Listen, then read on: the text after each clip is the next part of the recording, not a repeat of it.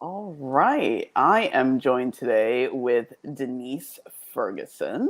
How are you today, Denise? I'm good. How are you? I'm awesome. I'm glad to meet you for the first time virtually. And you, and you. It's nice Yeah. to see a moving face. Thank you. Thank you. Yeah. So you live in the UK? I do. That is awesome. So tell me a little bit about what you do. So I am a commercial property surveyor. I have been for about 15 years. And Mm, for the past 6 years, I've been specialising in negotiating leases for salon owners. So I'm the mm. only commercial property surveyor in the whole of the UK that specialises in it. So Only one? the only one. How is that possible? I know it's very specialist because in our industry, largely it's a male industry. It's Mhm. middle-aged white men Mm, who play on the golf course and then do a bit of deals on the side. So they're mm, not really interested in the beauty industry. So I have a lot of people in that industry in my life, and I was raised. My mum's best friend was a salon owner when I was a kid, mm. and I just love the industry. And then I had a kind of pivotal moment, as we all do, Yes. about 8 years, no, but yeah, about 7, 8 years ago, and I just knew there and then that that's what I needed to do.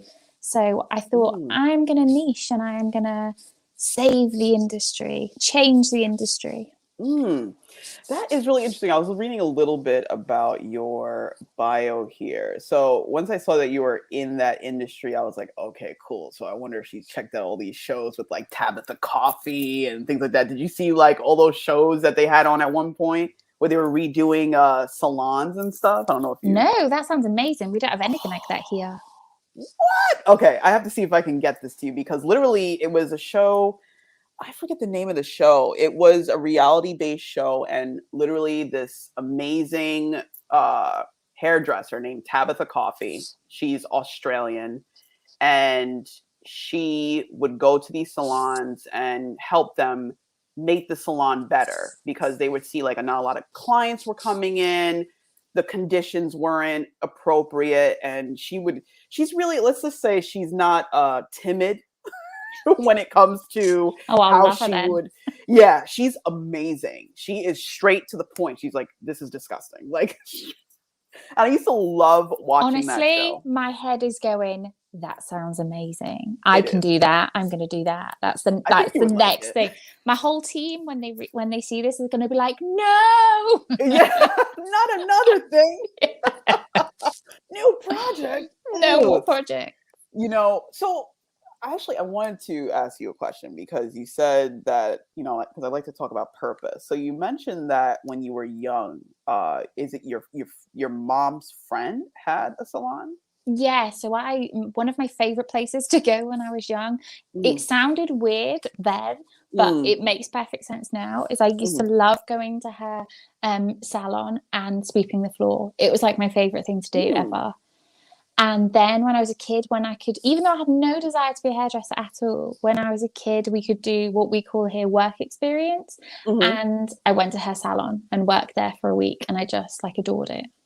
So what did you do? You did more like cleanliness, like making sure things were up to par, worked at the front desk or something? Exactly. Taking bookings, answering the phone, washing hair, sweeping the floors, just, Hmm, making tea, just that is enjoy actually pretty cool. being part of it all. Because even though I come across as quite confident and outgoing, I sometimes can be quite shy in situations. But in that, anywhere where I can people watch, but I don't have to necessarily get involved, I Yeah. just adore it. I just love it. Yeah, being like so you have what I call like that bird's eye mentality where you like to oversee the operation and you can kind of pinpoint like up if you just move this just like that or if you just change this process here, this could be like so huge. Oh, 100%. I'm like that in business so much. I That love is getting awesome. another thing that I do in business is I have a mastermind, a genius mastermind, we call it, where I get Mm, into other people's businesses, and it's nothing to do with salon owners. In fact, we have no salon owners in it at all. But mm, I find that the outside view on somebody else's business, it just helps so much because you just pushing them in the right direction, but it's things that they haven't seen themselves because they're too close to it. And I know that because I've been in business for so long that I know in my business when somebody from the outside looks in and says, how about this? And I go, how did I not see that? So it's natural for me to do that. That's beautiful. So when did you actually, so you did this, well, it says you used to advise the British government on their property portfolio for about 7 years. Tell me a little bit about how that, what is that? Like, explain, like, what? Like, tell me. Yeah, so I used to go into and run different projects within the government, depending on what was going on. Like sometimes it would be I happened to build a local, be part of the project that was building a local hospital. I was the operations lead there, looking at all of the legal side of it and just making sure that it was all on project. I've renegotiated leases on a cancer hospital, which was where the salon thing all came from. That's a totally different story. I've renegotiated leases in local government portfolios. Lots of different projects, but it's just, advising them and making them lots of money, because our local government or our government in England don't tend to have the right people in the right positions, and they don't pay enough to keep people in those positions, or people that are of the right education to be able to do those jobs. So what tends to happen is they get people like me in and pay them more money, which is ridiculous, to sort everything out. And then once it's all sorted out, they put somebody in and it all goes to mess again. But that's what our government does. I think everybody's government does that. Strange. Yeah, but I think, it could be potentially because it's like sometimes you think that it's a one-time fix. And it's like, oh, we'll just have Denise come in, she'll clean it up, and it's just going to stay like that. You don't realize like it's something you have to maintain. Yeah, it's like a marriage. If you don't keep on top of that, it's going to go downhill really, really fast. Exactly. A great analogy there. Exactly. That's exactly what it is. And I think that's the issue. So tell me about, so you did say it's a male dominated industry. So what is your perception now that you spent so much time in this industry? Like, how are you adapting to that, being the only female? Like, how is that, your experiences there? Well, it's a lot easier now that I specialize in negotiating leases for salon owners, because salon owners tend to be more female. So that's great, because I'm back in the kind of being able to speak on the same level and not, so much worrying about treading on toes. But when I was advising the government, I used the fact that I was a woman against men every single day. I learned that very, very early on. My mum was a businesswoman, and she, always had to have those male-dominated conversations. And she's a lot nicer than me, a lot more timid than me, a lot sweeter than me. I'm not. I'm very kind of sure of myself and strong-willed, and you tell it like it is. So you sound like Tabitha. I very much tell it like it is. But what I used to do back in the day when I was helping the government was I would go down to meet people in the reception for meetings with me, and I would go down, and they would presume that I was the receptionist, and from picking them up at reception to walking to my office would tell me everything. Sit down. That would tell me everything I would need to know, because if they kind of gave me attitude, or if they were rude to me, like, I knew. If they were super duper nice, like, that gave me. But there were so many occasions when people would say, while you get a moment, can you go and get me a coffee? And I'd be like, oh, this is going to go well. Got it. Especially if there was a guy kind of working with me at the time, and he'd be waiting in my office. They'd be like, oh, great to meet you. And I'd be like, you didn't speak to me like that. Like, you spoke to me like a piece of shit. So I just always used the power that I had against them. And, and you just have to do what you have to do. My dad taught me very early on. My dad has no connection between his brain and his mouth. So he taught me very early on that give everyone the opportunity to do the right thing and always be kind first, because you can never go back if you were rude. True. So give everyone that kindness and let them prove themselves to you, but make sure you have a clean slate when you start. If somebody else chooses to be rude back to you, then you get a choice as to how you behave. I love that. That is very interesting and well said. My brain is wrapping around that right now. And also my podcast clip. No, that's very true. And you know what? That's something I think about, because as I'm learning more about myself and what business means to me and how my show goes, and just different things that I'm trying to sort out in my life now, I'm starting to realize that everybody has free will. Everyone. Their perception may be, oh, this person made me and this situation caused this. And I was just, it's an issue with accountability. And I think that that's a huge issue. It's a huge issue. But at the end of the day, you only can control yourself. Yeah. Like there's whatever they do, that's their business. You decide how you're going to show up. That's your decision. And if you want to be like, oh, maybe I shouldn't have done that. All right, well, you can't change the past. You know what I mean? But you can absolutely take that information and in the present, you utilize it, or hopefully things work out for you later on in life, Absolutely, 100%. I think it's life-changing when you realize that every single thing that happens to you in life was controlled by you. It's absolutely life-changing. And the fact that you have a choice on everything just changes everything, because if you're waiting for somebody else to save you, it's never going to happen. If you choose to save yourself, everything is open to you. I have this conversation with my husband and my children all the time, that you choose the way you speak to yourself, because your brain doesn't know the difference between truth or lies. So if you say to yourself that you are great, you are worthy, you are successful, you are rich, you are kind, you are nice, then you will be what you will be. If you tell yourself you're stupid and ugly and fat and ridiculous and a waste of space, you will be what you will be. So we have to be careful the way we speak to ourselves and the way that we conduct ourselves. And more than that, we have to be careful who we surround ourselves with, because our brain hears what they say too. We don't need to choose to spend time with people that give us negative energy. And that took me longer than anything else. In fact, same. I spend a lot of time on Clubhouse, and I had a Clubhouse room today about telling the truth, because everyone knows me as a very honest person.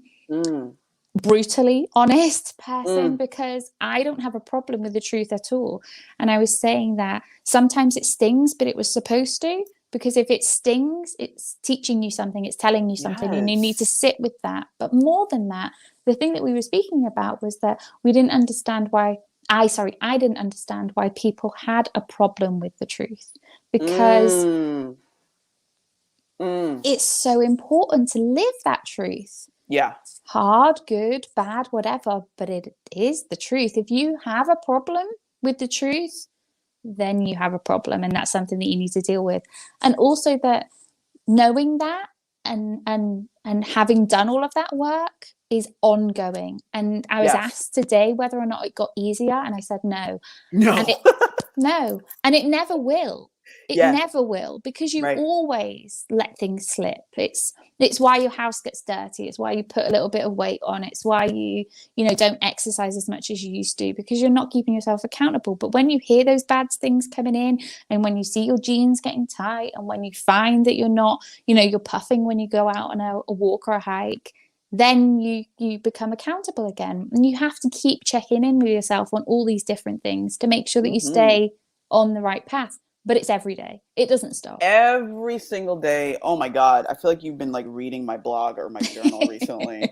Like everything that you're talking about are the lessons that I've been obtaining, because you know what it was for me, working at a certain employer and leaving abruptly. And all of a sudden I'm like, why is it now that I'm starting to see these things? And I'm like, oh, well, I didn't really spend a lot of time getting to know me. I always spent a lot of time getting to know other people and what they needed and how they behave. And I just kind of operated around that. And the issue with that is I was letting go of my values and my principles and my standards.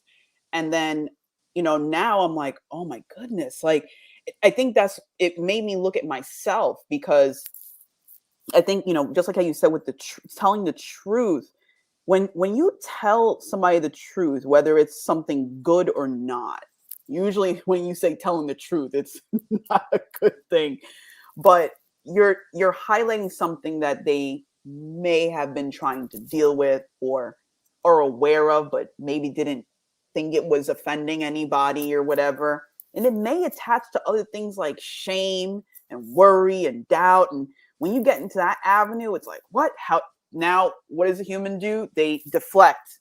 How dare you? Or they try and come up with something just as equal, but you did this. And it's like, I'm not saying it to be going back and forth. I'm saying it because this behavior may or may not have contributed to this outcome. That's all I'm saying. You know what I mean? I'm not trying to like beat you down. I'm trying to, if anything, shed light on something to build you up. Yeah. I spoke about that as well today, because we need to be careful about everything that we hear. So yes, we should tell our truth to whoever we need to tell it to, and we should be able to receive the truth because we've done that work on ourselves. But we need to be careful about everything that we listen to, because we don't know other people's perception of what their truth is.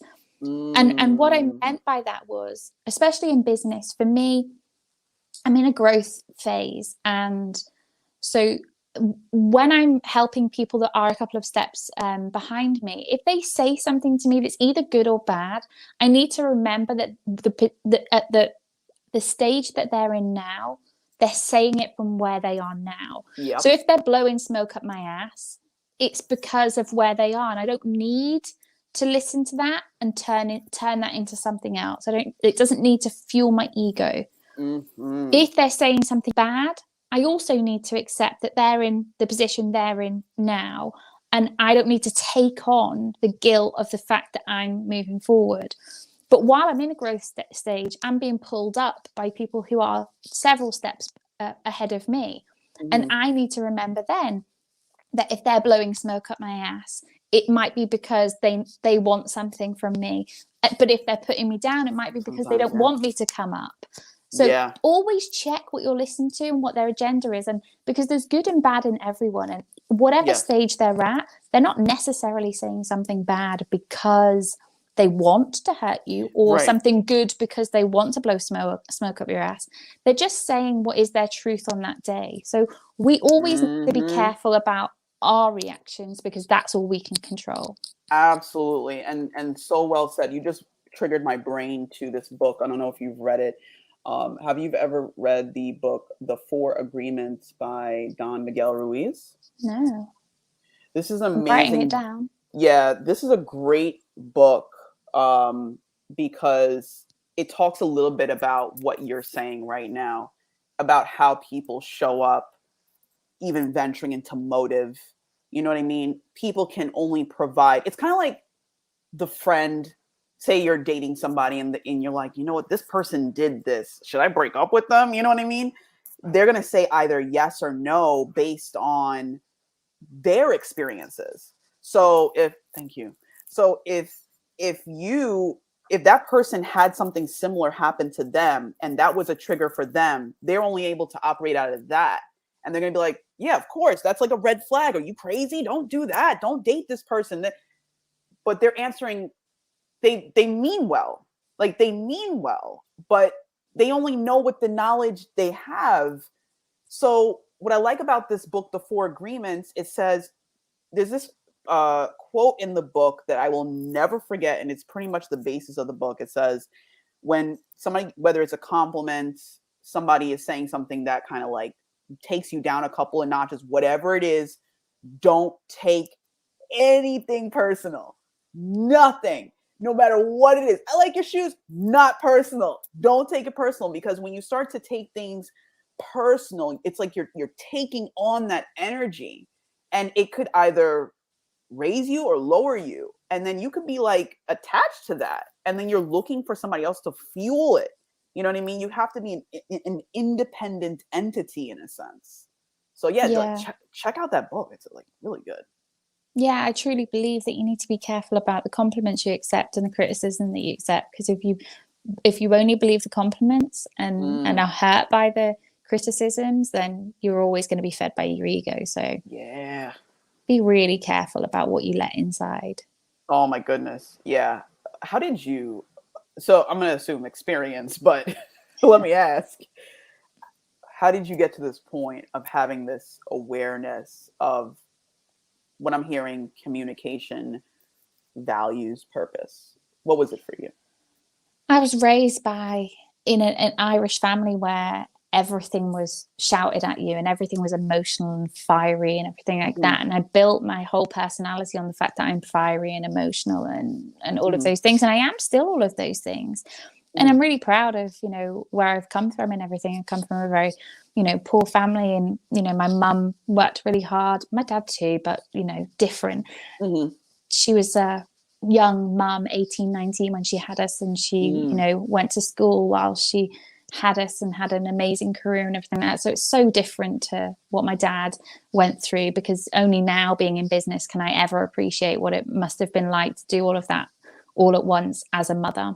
And then, I kind of lost everything 8 years ago, went through a huge divorce, and my ex-husband went through mental health crisis, and we're really good friends now. But, it was a horrible, horrible time. And, just raising 2 small children, being a single mum and in business and everything. And you just trust everyone and believe everyone and, hang on to everything because you have no money and you're just terrified. And I clawed my way through for years and years and years. And I, trusted and listened to everyone for such a long time. And I was doing that roller coaster of people love me. Oh, people hate me. Oh, people love me. And it was just soul destroying. And I just made a decision, because that's all you can do, that I couldn't live on that roller coaster anymore. And, not that I don't lose my mind all of the time, because I do, I'm still human, but I try to live a much more even life now and work on myself every single day. And that was the changing point for me, that I didn't have to wake up fixed because I wasn't broken.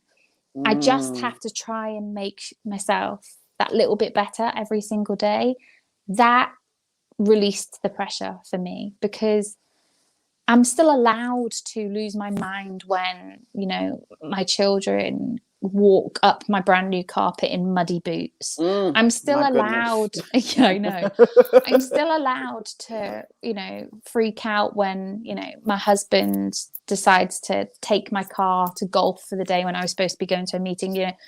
I'm still allowed to be human, but I'm allowed to check my responses to everything every day too, and just do that little bit of work. And whether or not it's meditating or exercising or words of affirmations or reading a book or just having some me time, whatever it is I need, I give myself permission to do that now. And I never did that before. I still work way too much. That's something I'm going to have to work on at some point, and I'll work. I work on that every single day. Yeah. But I give myself permission now, and I just didn't before. Yeah, that's beautiful. I mean, there's chaos there, but I think that's the beauty, because through that, that's when the learning begins. It's in those chaotic moments, and you start to, reflect a little bit, and you're like, what could I have done? Or what really happened here? Is it everybody else or is it me? And I think that's like a really awakening moment, because you're like, oh my God. Yeah. Realizing that every time that I went off like a rocket, which is what everyone says to me, you went off like a rocket. Every time I'd be like, that's because you. And then I'd realize, no. And it wasn't that moment either. It was the 15 steps before where I had lost control already. That's what I didn't realize. And being told that made a huge difference. Like, you didn't lose your mind then. You lost it all of those steps before. Find what that step was and change it there. Don't get to the fact that you've gone off like a rocket. So that really helps now. Love the way you said that, because that's the thing. Even for me, I used to be, or I'm still working on being that person where something happens and you're like, oh, that bothered me. All right, let's just, maybe they won't do it again. You know, you kind of brush it to the side and it happens again. You're like, nope, not going to say it. I'm just going to chill right here. And then by the third time, you're just off like a rocket. Like that's what my experience was. And you know what? I learned two things out of that, because one, I learned you can voice how you feel. Now, I think the question that I obtained for myself, because that's what I started to do. I started to question myself more to understand my behavior. And I said, well, why do you disregard your feelings? What is that? And I realized that it did come from my upbringing, because, you know, when you have parent-child dynamics, some people, the way that is, it's you have an opinion? You're right. You know what I mean?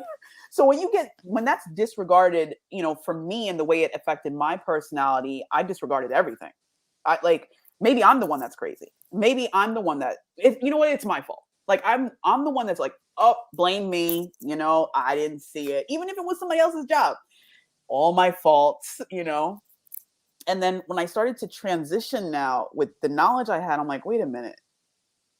No, I don't think this is my fault. Like, let's talk about this. And when I started to realize, like in this scenario where I'm like, okay, this is what's happening. Could you please do this or not do this? And somebody just totally disregards it. Now I'm like, oh, okay. Well, is this somebody that I need to have around me? You know what I mean? I started to now realize that point. Did you have moments like that? Like anything similar? Yeah, I learned a really good thing, and I can't remember where it came from, but something that stops me with this. One, I've never had a problem saying what I see. That isn't a problem at all. My problem is always people's reaction to the fact that I don't like that. Like, I don't like it when you do it. But the thing I learned was something that I think will really help you, is that they said, don't go over the net. And I visualize now a badminton net or a tennis net or anything, as in, discuss the behavior of what that person did, but don't go beyond that, because your emotions that you attributed to that are your emotions, and that's how you reacted. So now I'll say, please don't wear your shoes upstairs. There is mud on the carpet.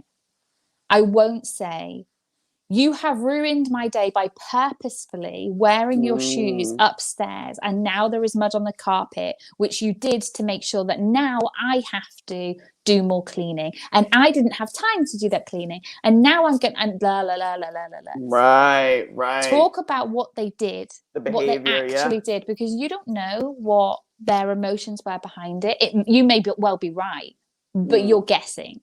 So if you talk about specifically what they did, and don't talk about how it made you feel or what emotions you attributed to their act, then you are having a discussion on an even keel. And that, when I can remember it, really, really helps. So I'll talk about the actual activity rather than the, horrible emotions that I attached to it.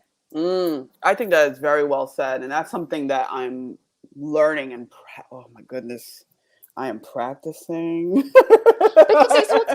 But it's automatic for us, isn't it? Because if we've said, stop putting that dish next to the dishwasher, put it in the dishwasher, we then automatically think, you're disrespecting me by doing that. We don't say, the dish is next to the dishwasher again, it's not in it. Why did you do that? Like, we've discussed this before. Is there a reason you're doing that? We are automatically giving the reason as to why they're doing that. It's disrespectful. It's this, it's that. You don't appreciate me. You don't appreciate my time. You don't appreciate my kitchen. You don't appreciate my cleaning. When in their heads, they're like, I don't even remember doing it. But, now you're telling me that I'm a bad person because of it. And it's just, and it goes too far. We're pushing it over the net. And it's like, right, okay. Yeah. Oh man. Okay. I'm gonna keep that visual in my head. That helps me too. I Yeah. literally think of a The net. I'm like, net. don't push it over that net. Yeah.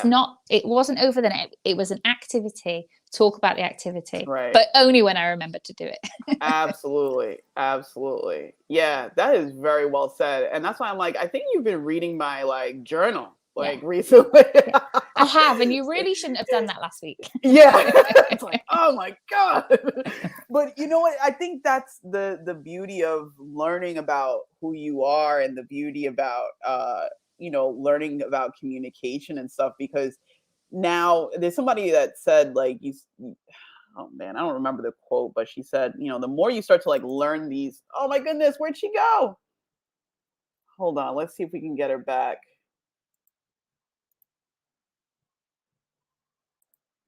There she is.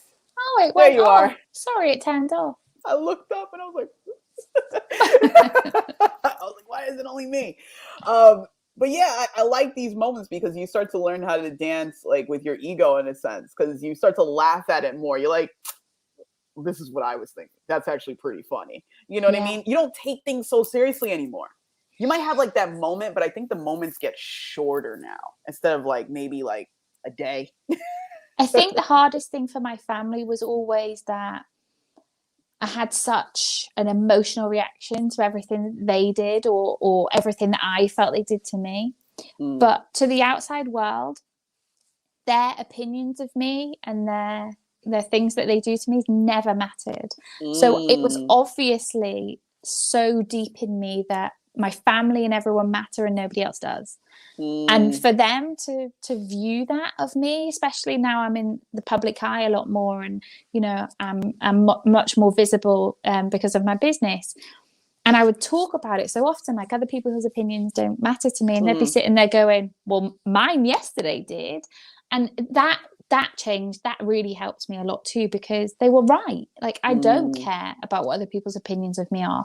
So why was I attributing not putting something in the washing machine as, a complete slight on my personality, when I didn't attribute somebody calling me, a horrible mother in the public eye as being a slight on my personality, because it was too close, it was too emotional. So now that I can say, your reactions aren't to hurt me, and I need to realize that and really have that conversation with myself before I let it come out of my mouth, that really helps. Absolutely.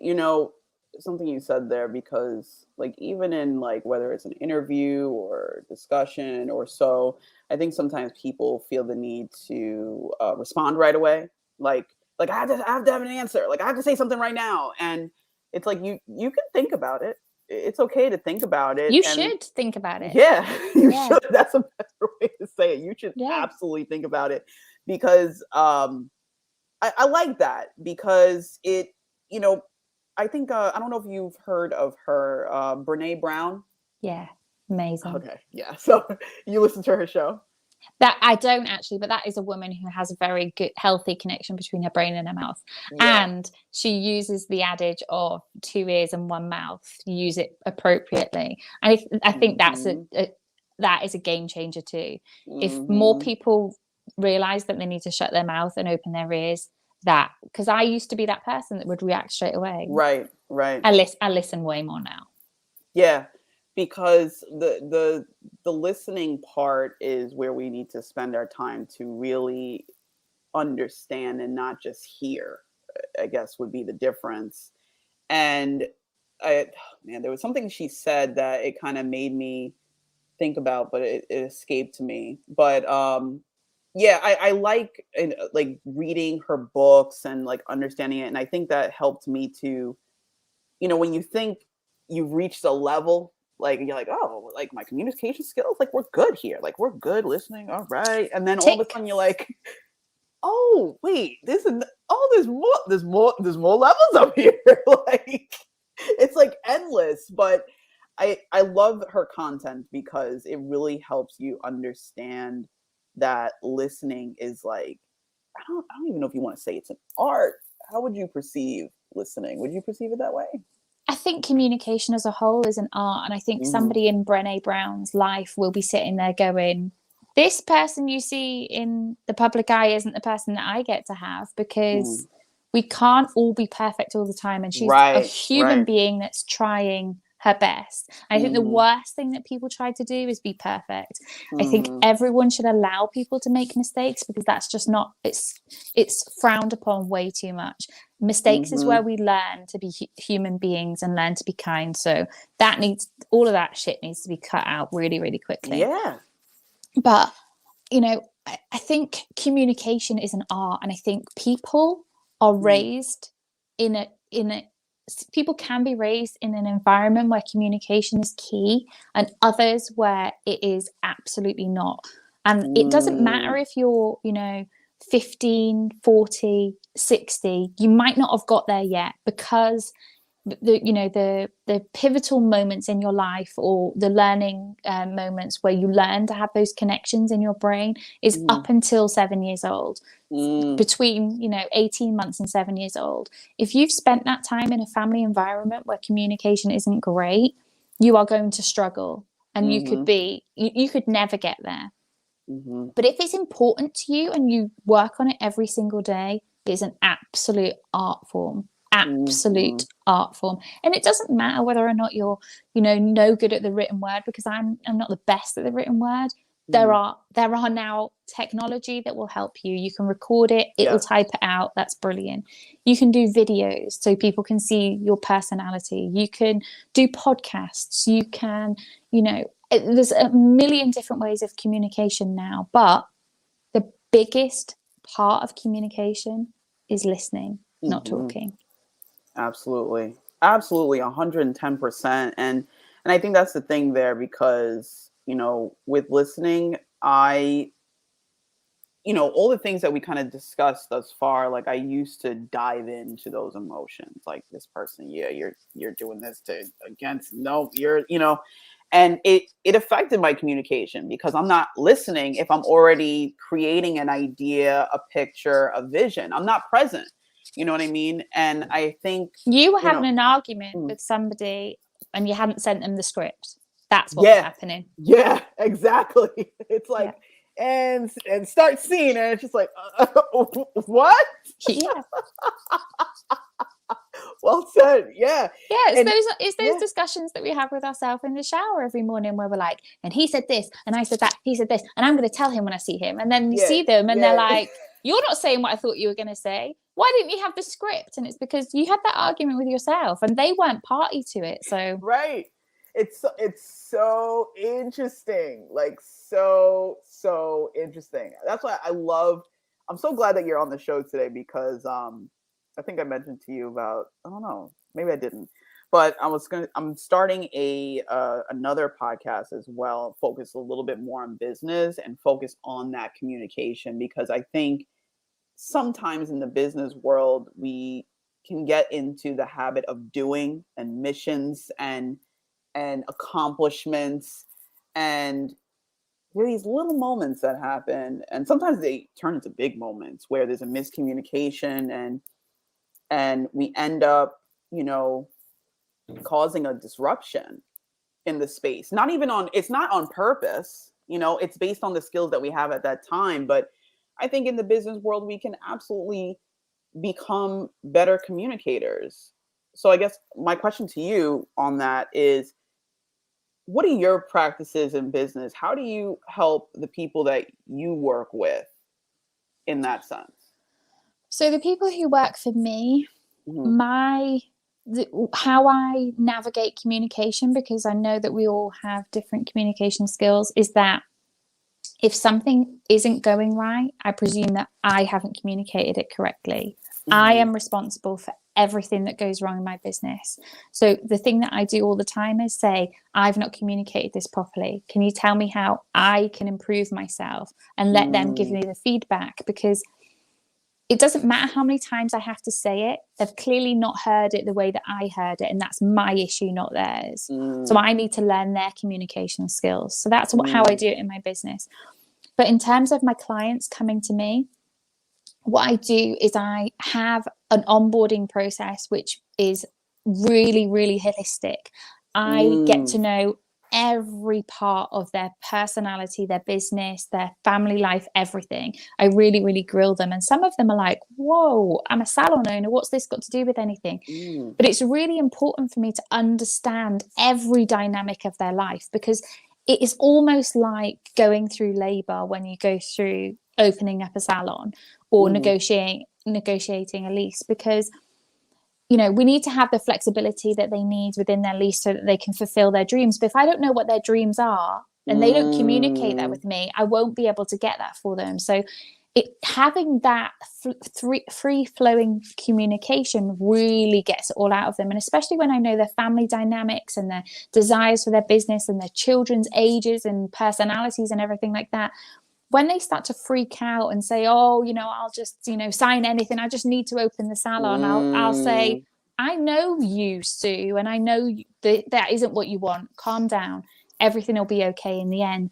If I didn't have that relationship with them, I wouldn't be able to have that conversation with them. So people don't get it at first because it's not anything that they've ever experienced before. Right. No other surveyor does anything like this. No solicitor gives them this sort of, you know, service. But there's no other way I can do it because I know how personal it is. Yes. If you want to grab something off the shelf and sign it, you don't need any of this, but you won't get what you need for your business. So communication with me is really, really important. And I, you know, because I do my podcast and I kind of know how to have these conversations and kind of interview people, but it's more of a conversation for me. I just do leading conversations, leading questions, and I let them go. And when they stop going, then I'll do another one and let them go. And I let them, you know, give me all of the information in the natural way that they're comfortable. Oh man, that's like unheard of. That is amazing. And I, you know, I presume that's what makes you so exceptional and so rare, because I mean, you're a woman, but then also you're so personal. That's amazing. Yeah. I love that. I don't know how anyone else can do it any other way other than to not get it right, not get it. I mean, obviously there's going to be, if somebody's whole life changed the day after they signed that lease, then, you know, there's not a lot you can do about that. But if you don't try, it's always going to be wrong. Right. Oh my goodness. Jeez, Denise, where you been? Oh my God. Like, oh my God. Like, you know what it is? Oh man, do you do speaking engagements, Denise? Like, where are you hiding? I know. Yeah, it's in the plans, but I'm so busy at the minute that no. Understand. And plus we can't do anything at the minute anyway. So. Oh, you better make it digital. Like virtual meetups, because you have so much like that. Like, that's not something that somebody could just like out the gate just like do. This is time. I could tell there's much time. Everything I am is all of the mistakes I've made in life. And I'll make more and I'll be wrong and I'll screw things up. But I don't now. The thing that I say, and I say it to everybody, is you can wallow, you're just not allowed to move there. Yeah. And that's what I live by now. I have times when, you know, something massive's just happened in my family and I was so sad and it really kind of took a hold of me, but it didn't stop me, and it would have before. It would have floored me and I wouldn't have been able to do anything. It would have been bed for days. Not that I'm a depressive person, but it was a biggie. And it didn't, because I had that in me of, you're allowed to wallow, but you're not allowed to move in here, because it wouldn't have helped my mum who's ill. So there was no point. And because I knew that, and I'd accepted that, because I've had the experience of all of the other times where my life has been destroyed, I knew then that it isn't over. Like, feel the feelings. And that's part of it too. The reason I get through all these things way faster now is because I allow myself to feel. I didn't before. I was like, you are a strong woman. You must get on with it. And then I would break because I didn't allow myself to have any downtime. And even now, my husband will say to me all of the time, well, I didn't know, because you're such a strong woman. So even that I need to work on, because I need to allow people to see me as vulnerable, and I've never been able to do that. I think that's the key. You know, I had to work on changing the way I spoke with myself, because I would do that too. Like, what are you kidding me? Like, you weren't raised like this. You got to be strong, always on, all the time, no mistakes, perfect. Like, you're Barbie. Like, just be Barbie.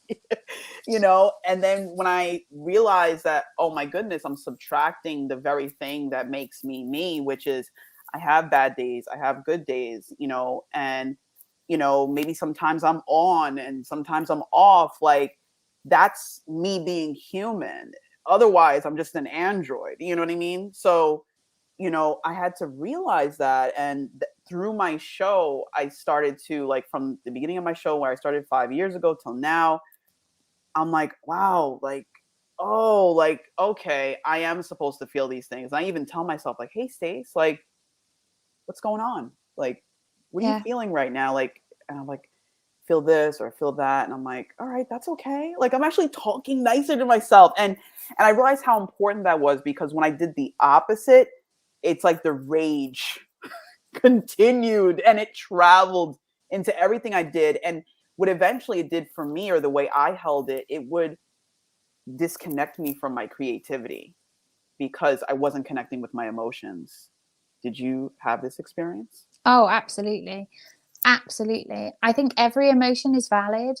If you Mm-hmm. think about those times when you can, you know, rip a door off of a building because there's a baby inside and it's burning down, anger is important.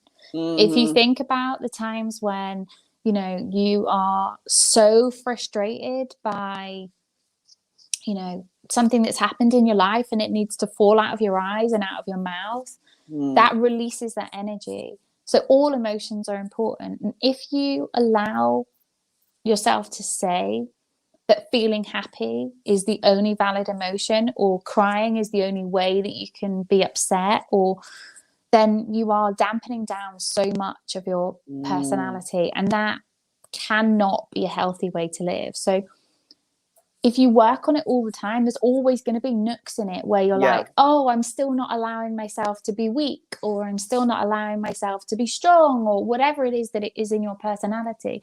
You're going to continue to have those. But if Mm-hmm. you're actively, like everything we've said so far, if you're actively trying to work on that, it's just a beautiful place to live.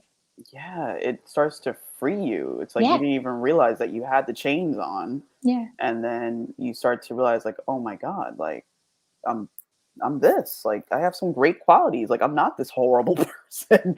Or, you know, there are other people. And I think also that's what creates the connection between different humans, because it's like, oh, I go through that too. Like, I'm not alone. Yeah.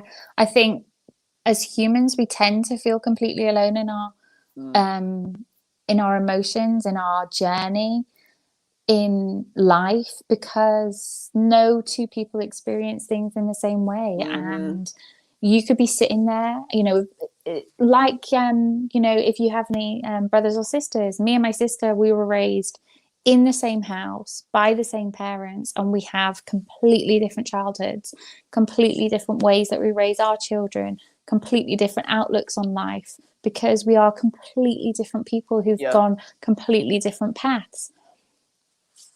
Nature, nurture, choice, Mm-hmm. what is it? But you can't tar somebody with one brush and expect them to stay that color, because it just doesn't work that way. You have Absolutely. to allow them to grow and progress. And and that's another thing that we didn't, you know, talk about this time, but it's definitely important for people to hear, is that when you say to somebody you've Mm-hmm. changed, don't mean that it's a bad thing, because people should continue to change. Absolutely. Mm. 110%. I mean, I think, like, for me, I love seeing people change their behavior, especially if it's something that's serving to them, you know, where they realize, like, oh my God, like, I could do this. Like, I'm just like, yes, you can, you know? Um, I think experiences can change us, and sometimes it could be for great things and sometimes not so great things. But at the end of the day, I think everybody has the ability to change. And even if it is a not so great moment, maybe that person needs to go through it. Yeah. That's something I had to realize too. Did you? capture that in your life experiences, that sometimes people have to go through that moment where I guess you're trying to be like, hey, don't do it, but it's like, oh, you have to. Yeah. Me and my ex-husband talk about this all the time because, you know, he's one of my biggest supporters. I'm really incredibly lucky to have each other in our lives because the romantic love may have completely and utterly gone, but the love for each other is stayed, and it's so good that we get to raise our children together. And he's got another baby now, and I get to have squeezes with that, and then send it back. But we always have the conversation of there is no way I would be where I am now if I was still with him. And the breakup was heartbreaking, and it really destroyed all of our family for, you know, a long, long time. And none of it was healthy at the time or great or productive or anything like that. But now it was the best thing that ever happened to me because I come from a huge Irish family. We'd never had a divorce in our family at all. And I'd been living in an emotionally and financially abusive relationship for years. And he was a lovely guy to the outside world, but he was going through a breakdown, and he was breaking and breaking and breaking. And he couldn't admit it to anyone else. He couldn't admit it to himself. So he just destroyed our lives inside the home. But because I was that strong woman, how was I supposed to tell anyone what was happening behind closed doors? Right. So for him to self-destruct and take our lives, our money, you know, there was affairs, there was, you know, violence, not towards me, but there was violence involved. You know, it was, everything happened. It was awful. But if it hadn't have happened, I would still be in that relationship because nobody had ever got a divorce in my family. I mean, now I've opened the gates and loads of them have got divorces. But at that time, I would never have left. Right, because for you or you know, how do I say this? It's like there's certain things that we are willing to stick with and not. And it maybe had to be that. Just like you're saying, it had to be that for you to get away. I've been in that. Yeah. Not like that, but similar. Yeah. Yeah. It's as if, you know, especially now when I hear about women who are in abusive relationships and, you know, why didn't you get out? Why didn't you do this? You can't ever tell a woman or a man, you know, regardless, a person in an abusive situation, you can't tell them what the thing will be that will get them out. It could be tiny or it could be huge, but they won't know until they know. I didn't know what it would be until I knew. But for me, it had to be huge. It had to be self-destruction. But it was the making of me because I was that strong, fiery, emotional woman. He knew that I would kill him. He knew it. He knew that I would be responsible for the destruction of his life and that I would take him down and I would never forgive him and everything like that. But he was wrong. Because I don't know what it was. I don't know what happened. I don't know how it happened.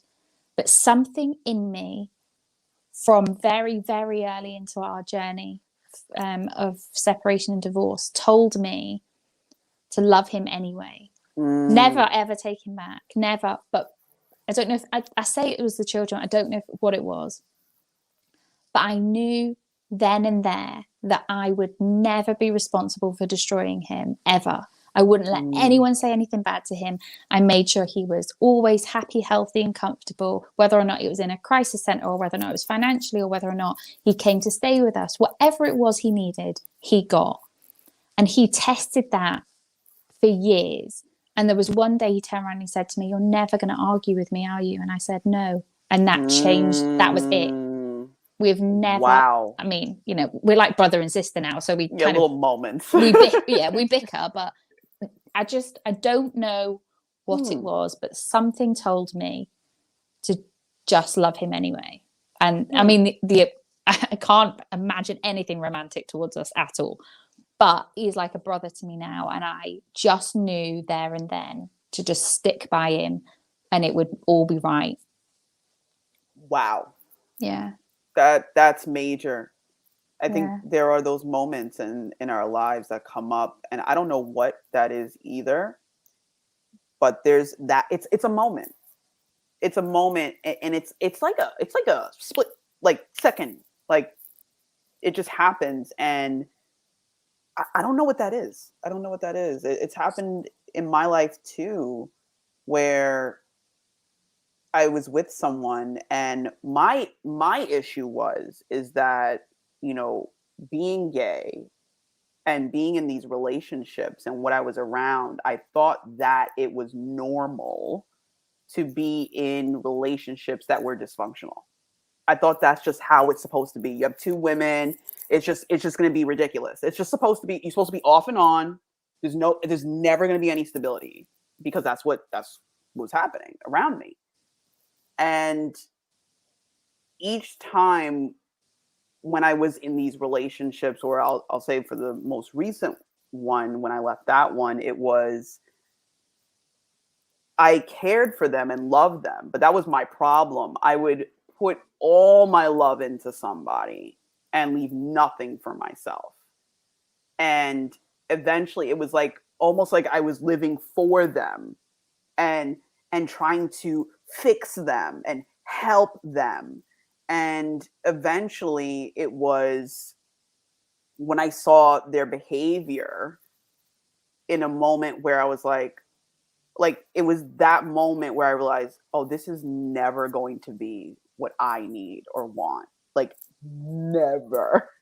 And it had to happen that way, because what it was is just like every time around this person's birthday, there was a certain behavior where they were like flirty to someone else or interacting with them intimately. And I'm like, I do monogamy. I don't do, so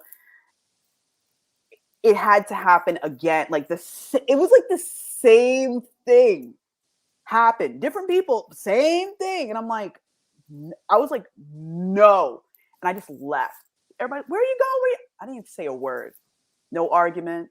No, how dare you? No, I got it. Got the message. Yeah. Split second. Sometimes you have to believe what people tell you they think of you the first time. Mm-hmm. Mm-hmm. But we don't. Yeah. Sorry, go for it. Yeah. We allow ourselves to be treated the way that we allow ourselves to be treated. And that's the thing, I have that conversation with my children all the time. They're teenagers and they have friends that are good and bad influences on them, and my children are good and bad influences on their friends. And I will say to them all the time that, your friends are treating you the way you allow them to treat you. Like I like to say to people that people don't tend to come to me with bullshit, because I don't allow bullshit. Like if there's drama happening around me, I know that I'm off center somewhere, because usually people don't even try. Yep. Because you created that foundation already, or what is okay behavior and what is not okay. And when it happens, you probably address it immediately. Yeah. That's and amazing. I know that if I haven't, like something recent happened with a project that I was working on, and it was a project I didn't want to do. I was doing it for the wrong reasons. I was doing it to help a friend who also had mental health issues. So I think that it was a whole throwback from my ex-husband. I knew all along that it wasn't right for me. And in the end, it went to shit. And I'm the only one to blame, because I knew that that's what it was going to do for me. And that project might have been great for them if I hadn't got involved in it.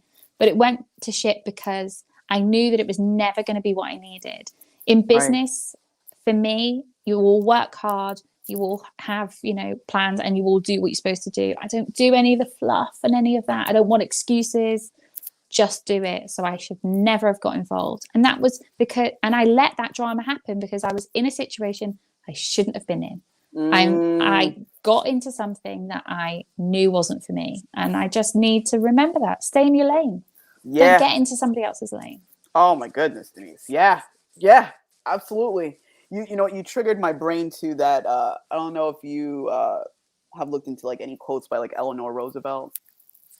See them about. Yeah. Every once in a while, yeah. So uh, the quote that you provoked my brain to, she said, "No one can make you feel inferior without your consent," and that kind of triggered my brain in that sense because that's something I had to write on a post-it note and keep by my bed and just read it.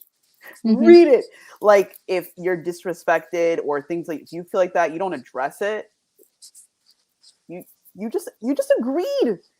You know what I mean? You just agreed. You're allowing this behavior to happen, and man, it really shows how much responsibility you have for yourself. Like for you and your foundation and your beliefs and your values. And once you start to allow certain things, and especially if you have other witnesses around, then they start acting like that. You gotta do something about it. You gotta do something about it.